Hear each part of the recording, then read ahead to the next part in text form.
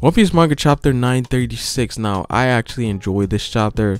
We actually got through a lot of content really fast, and we also had some progression as well. Obviously, the jail plot seems to be the biggest of them all, because when Luffy escapes, that's when they really get down to business. Again, it's a lot of setup with the gathering of forces. Once we're done with Kawamatsu, we're probably going to get Denjiro, and then some form of redemption with Ashura Doji. Again, the gathering of forces, once we have these three individuals, things are going to move fast from then on. We also have Zoro and his plot, and I'm actually very curious as to what Oda plans to do with Zoro. Obviously, we all have the assumption that Zoro is going to play some role in this arc, but that role might be things relating to the lore of Wano. Him having Shisui is already a big key point in all of this, so that's going to be interesting moving forward. But let's start from the beginning. Now, we start off the chapter with the prison break, and we get more things when it comes to Kawamatsu. Now, even though Ashura Doji wasn't with the whole alliance because of its 20-year void, Kawamatsu on the other side is ready to fight with the alliance without a shred of doubt. So one could say that he's probably one of the more loyal individuals when it comes to Oden's men, and just based on how he spoke to Raizo, he seems to be looking forward to the battle against Kaido. And I definitely think he might play a role when it comes to Luffy escaping the prison,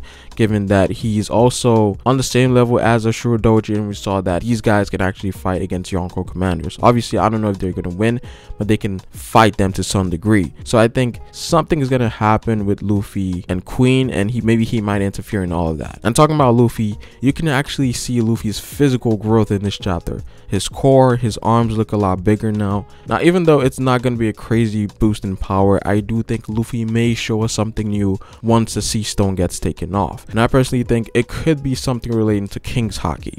I think he might actually pull the same thing Rayleigh used, whereas he's going to be able to release the neck shackles that he has.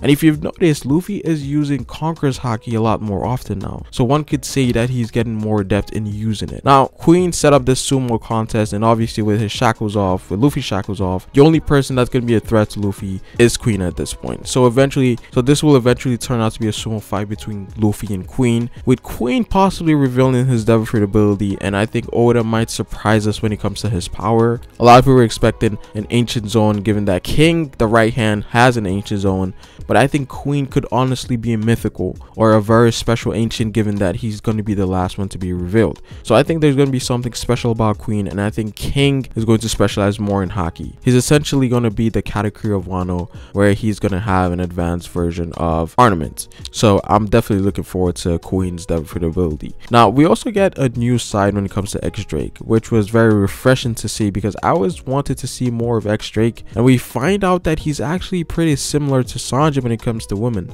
So that was pretty interesting to see. I've always viewed Drake as one of the more stoic supernovas who takes things way too serious, but seeing his reaction in this chapter, I'm actually glad that he has a quirk attached to him. And I like how both X Drake and Hawkins noticed Black Stealth. Given that both of them are from the North Blue just like Law, it's only natural that they notice. I feel like that was a moment that clicked pretty well in terms of how things are connected in the One Piece world.